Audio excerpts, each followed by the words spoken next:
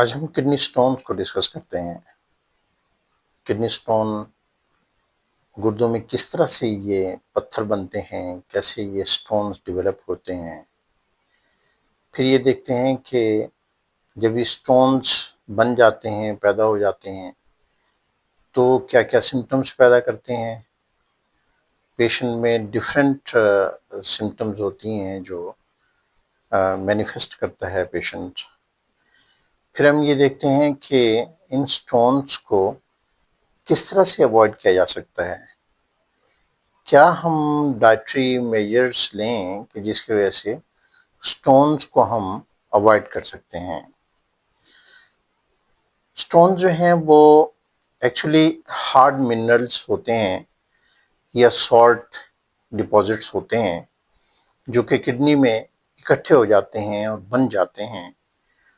और ये उस वक्त बनते हैं जब पेशाब ज़्यादा कॉन्सेंट्रेट हो जाता है, ज़्यादा गाढ़ा हो जाता है, और उसको गाढ़ा करने में जो मदद देते हैं वो ये मिनरल्स होती हैं, कैल्शियम की, ऑक्सलेट की और यूरिक एसिड की क्रिस्टल्स होते हैं।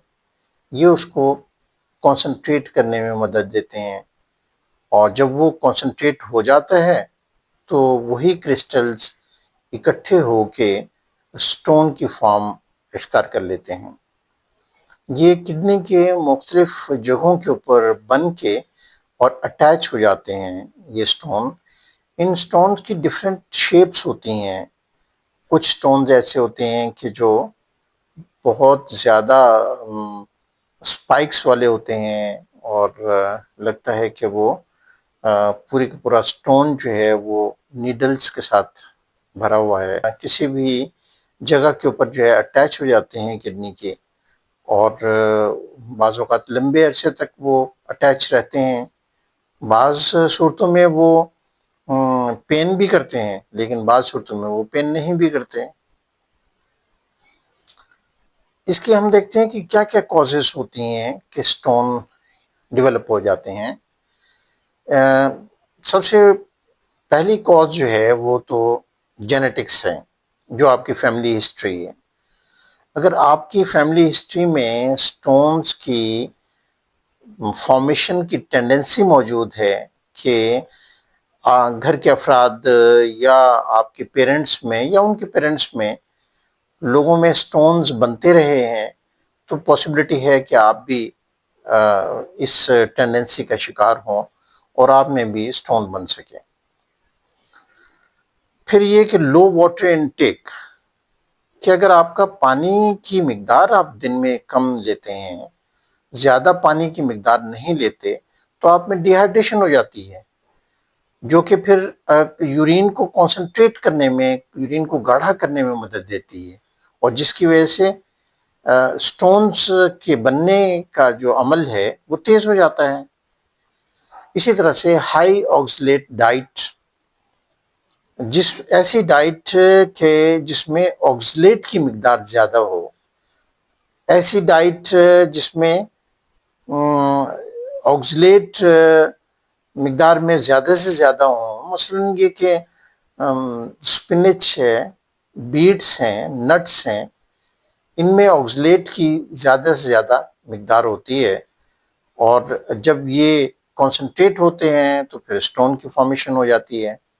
इसी तरह से एक्सेस सॉल्ट है, अगर ज़्यादा आप नमक का इस्तेमाल करें जिसमें कि सोडियम होता है, तो इस नमक के इस्तेमाल की वजह से आपका कैल्शियम जो है वो लेवल रेज हो जाता है, और कैल्शियम लेवल रेज होने के बाद वो स्टोन की फॉर्मेशन शुरू हो जाती है।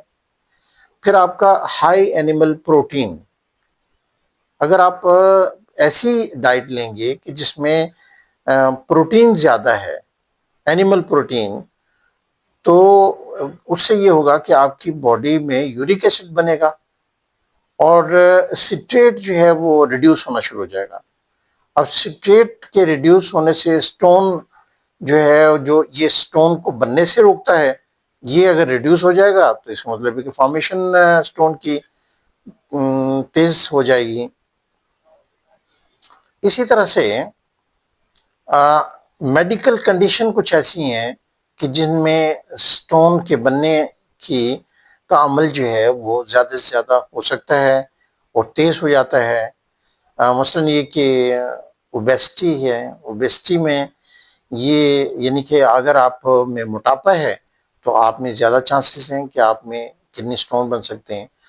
अगर आप यूटीआई का शिकार रहते हैं, रिपीटेडली आप रिकरेंट यूटीआई का शिकार आते हैं, यानी कि आपके यूरिनरी ट्रैक इन्फेक्शन होता रहता है और आपको पेशाब का आर्जा होता रहता है बार बार, तब भी आपका जो है वो रिस्क बढ़ जाता है। इसी तरह से हाइपर पैराथायरॉयडिज्म की वजह से भी स्टोन्स बनते हैं। आपका डाइजेस्टिव डिसऑर्डर अगर है तब भी जो है स्टोन की फॉर्मेशन होना शुरू हो जाती है। आपकी डाइट के साथ बहुत सारे सेडिमेंट्स होते हैं, बहुत सारे क्रिस्टल्स होते हैं, उनकी डिपोजिशन शुरू हो जाती है किडनी में। फिर ये कि कुछ सप्लीमेंट ऐसे हैं कि अगर उनके हाई डोजेस ली जाएं, जैसे विटामिन डी है, कैल्शियम है और कुछ मेडिसिन हैं ऐसी कि जिनकी हाई डोजेस अगर ली जाए तो स्टोन फॉर्मेशन शुरू हो जाती है। कुछ लोगों को कैल्शियम वैसे ही लेने का शौक होता है टैबलेट की फॉर्म में, कि वो एफरोसेंट टैबलेट्स होती हैं, उनको पानी में डाल के वो एक मशरूब सा बन जाता है तो वो इस्तेमाल करते हैं। वो भी एक्सेसिवली नहीं लेना चाहिए, वो लेने से भी कैल्शियम डिपॉजिट होना शुरू हो जाता है, कैल्शियम की मिकदार बढ़ जाती है। इसके अगर सिम्टम्स को देखा जाए कि किडनी स्टोन्स की क्या सिम्टम्स डेवलप होती हैं, तो स्वीयर पेन शुरू हो जाता है बैक में, किडनी रीजन में पेन होता है जो रेडिएट करता है, वो आगे की तरफ भी आ सकता है। फिर ये कि लोअर एब्डोमेन में भी पेन होना शुरू हो जाता है उसकी वजह से, या वो वहाँ रेडिएट एक्सटेंड होना शुरू हो जाता है। पेन होता है पेशाब करते हुए, यूरिन पास करते हुए, बार बार पेशाब की जो है वो अर्जिंग होती है। उसके अलावा यूरिन की जो कंडीशन है वो क्लाउडी सी हो जाती है और ऑफेंसिव हो जाता है, फाउल स्मेल आने लगती है उसमें से। ब्लड भी आने लगता है, पिंक बाज़-औक़ात हो जाता है यूरिन और बाज़-औक़ात रेड और ब्राउन होने लगता है। जब भी किडनी का पेन होता है या बैक पेन होता है तो उसके साथ नौजिया शुरू हो जाता है और वोमिटिंग आने लगती है। फिर उसके साथ फीवर और इन्फेक्शन बढ़ जाए तो फीवर भी होने लगता है और साथ में जो है वो चिल्स होती हैं, यानी कि शिवरिंग होती है, ठंड लगती है। तो ये उसकी सिम्पटम्स हैं कि जो अक्सर औकात पेशेंट आके बताते हैं। और पेन की नोयत जो है वो डिफरेंट होती है। बाज़ एक पेशेंट को ऐसा दर्द होता है जैसे कोई कांटा सा चुभ रहा हो, कुछ लोगों को जो है वो माइल्ड पेन होता है, कुछ को बहुत ज़्यादा सीवियर पेन होना शुरू हो जाता है। तो ये इसकी पेन की कंडीशंस होती हैं। अगर हम चाहते हैं कि किडनी स्टोन्स को अवॉइड किया जाए, प्रिवेंट किया जाए, इसको ना बनने दिया जाए, तो उसके लिए हमें पानी ज़्यादा से ज़्यादा पीना पड़ेगा। हमारे पानी की इनटेक जो है वो डेली की वो 2.5 लीटर से 3 लीटर तक होनी चाहिए, ताकि आपका यूरिन जो है वो कंसंट्रेट ना हो, डाइल्यूट रहे। फिर ये कि आप सिट्रस फ्रूट्स लें, लेमन लें, ऑरेंज लें, ऐसे फ्रूट्स जिसमें सिट्रेट हो वो लें, वो आपके स्टोन को बनने से रोकता है। कैल्शियम रिच फूड लें आप, ऐसा फूड कि जिसमें जैसे मिल्क है, योगर्ट है, चीज़ है, जिसमें कैल्शियम की ज़्यादा से ज़्यादा क्वांटिटी मौजूद है। वो लेने से क्या होगा कि वो ऑक्सलेट के साथ बाइंड हो जाएगा कैल्शियम और आपके गट में, और फिर वो एब्जॉर्प्शन को रिड्यूस करेगा। तो ये एक बेहतरीन है कि कैल्शियम रिच फूड लेना चाहिए। फ्रूट्स ऐसे लेने चाहिए, वेजिटेबल्स ऐसे लेने चाहिए जिसकी वजह से आपका यूरिन एल्कलाइन हो और उसको एल्कलाइज किया जाए और फिर स्टोन फॉर्मेशन रुक जाती है। और इसके साथ हमें कुछ ऐसे फूड को लिमिट करना पड़ेगा या अवॉइड भी करना पड़ेगा कि जो ज़्यादा से ज़्यादा स्टोन फॉर्मेशन का बायस बनते हैं। मसलन यही कि स्पिनिच है, इससे स्टोन फॉर्मेशन होती है। टोमेटो हैं, उनसे स्टोन फॉर्मेशन होती है। बीट्स हैं, फिर नट्स हैं, टी का ज़्यादा इस्तेमाल है, चॉकलेट है, तो इनको अवॉइड करना चाहिए या इनको लिमिट करना चाहिए, कम से कम लेना चाहिए। इसी तरह से एक्सेस सॉल्ट वो ट्रिगर करता है कैल्शियम रिलीज को यूरिन में। तो फिर रेड मीट है या शेल फिश है, ये काफ़ी ज़्यादा प्योरीन्स होते हैं इनमें, तो उसकी वजह से यूरिक एसिड स्टोन्स बनना शुरू हो जाते हैं। हमें जो है शुगरी ड्रिंक्स नहीं लेने चाहिए। शुगरी ड्रिंक्स जिसमें कि कोला है, आर्टिफिशियल स्वीटनर्स हैं, ये अवॉइड करने चाहिए। इनसे भी होता है कि स्टोन बनना शुरू हो जाए। विटामिन सी एक्सेस में नहीं लेना चाहिए। विटामिन सी एक मॉडरेट उसमें लेना चाहिए। वो अम, वो जो है वो एक ऑक्सलेट में कन्वर्ट हो सकता है कि अगर उसको ज़्यादा से ज़्यादा क्वांटिटी में लिया जाए तो उसको अवॉइड करना चाहिए, उसको लिमिट करना चाहिए। अगर हम ऑक्सलेट फूड को और कैल्शियम को दोनों को मिला के लें, तब भी पॉसिबिलिटी होती है कि स्टोन्स वो कम से कम बनने का चांस हो। जैसे ये कि अगर आपने पालक इस्तेमाल किए तो योगर्ट साथ में इस्तेमाल कर लें, तब भी जो है वो स्टोन फॉर्मेशन कम से कम चांस होगा। फिर ये कि कैल्शियम इनटेक जो है दिन में डिवाइड कर लें आप, कि आप डिफरेंट टाइम्स में आप दूध लेंगे, डिफरेंट टाइम्स में आप योगर्ट लेंगे या ऐसी डेयरी प्रोडक्ट लेंगे जिसमें कैल्शियम होता है, इस तरह से कर लें। और हाइड्रेट रखें अपने आप को, मैक्सिमम पानी पिएं। ख़ास तौर पे जब हॉट वेदर होता है, गर्मियाँ होती हैं, समर होता है, समर सीज़न में तो पानी ज़्यादा से ज़्यादा इस्तेमाल करना चाहिए ताकि कम से कम चांसेस हों स्टोन की फॉर्मेशन के।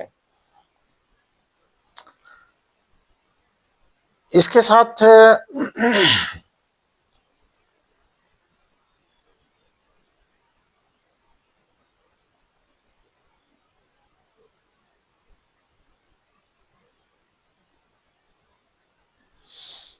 अब हम देखते हैं कि हमें क्या-क्या होम्योपैथिक मेडिसिन्स हैं कि जो स्टोन की फॉर्मेशन के बाद रिलीफ पहुंचा सकती हैं पेन में, या स्टोन को एक्सपेल करने में कौन सी मेडिसिन्स हैं जो हेल्पफुल हो सकती हैं।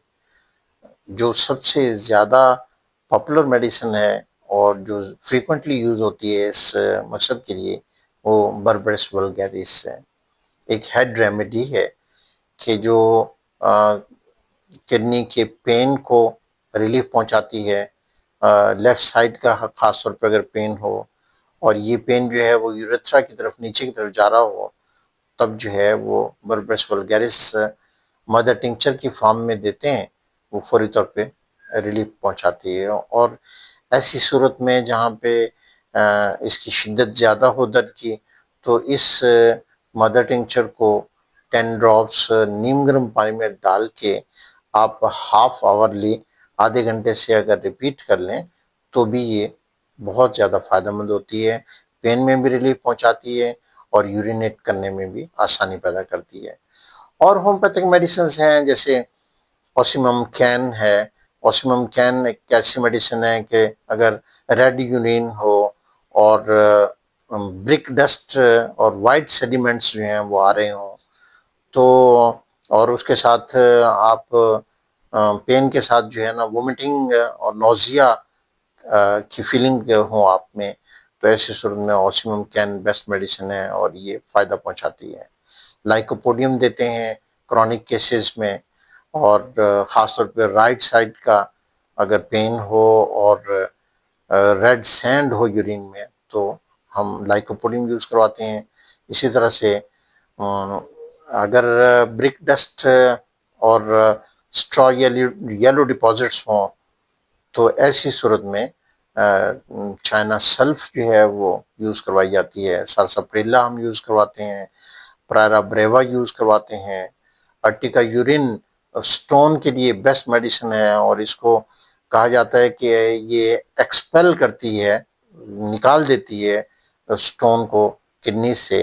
और ये एक अच्छी मेडिसिन है जो कि मदर टिंचर में यूज़ करवाई जा सकती है, पोटेंसीज में भी देने से फ़ायदा होता है। इसी तरह से टेरेबेंथिना है, अगर वायलेंट पेन हो तो किडनी रीजन में और उसके साथ जो है वो ब्लड भी आ रहा हो यूरिन के साथ, या उसका यूरिन का कलर जो है वो रेड हो गया हो, तो ऐसी सूरत में टेरेबेंथिना दी जाती है। बेलेडोना बहुत अच्छी मेडिसिन है जिससे कि शूटिंग पेन में हम देते हैं, और डायस्कोरिया यूज़ करवाते हैं। कैंथरस एक ऐसी मेडिसिन है कि जो सिस्टाइटिस में और इन्फ्लेमेशन में, वो चाहे ब्लैडर की हो या किडनी की हो, ऐसी सूरत में कैंथरस को यूज़ करवाया जाता है। इसके अलावा हाइड्रेंजिया एक ऐसी मेडिसिन है कि जो स्टोन ब्रेकर जिसे कहा जाता है। हाइड्रेंजिया अगर ड्रिबलिंग ब्लडी यूरिन हो तो ऐसी सूरत में हाइड्रेंजिया को दें, वो बहुत अच्छे रिजल्ट्स होते हैं उसके।